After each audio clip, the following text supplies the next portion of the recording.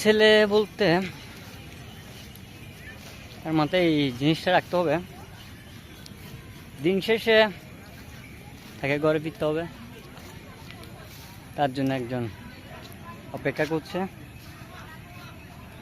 আরেকজন দরজায় দাঁড়িয়ে আছে।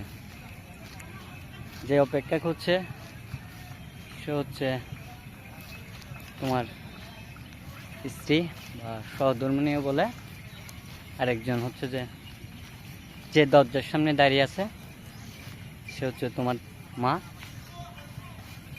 যার পায়ের নিচে তোমার জান্নাত। তো এটাই মাথায় রাখবা, দিন শেষে বাসায় ফিরতে হবে এই দুজনের টানে।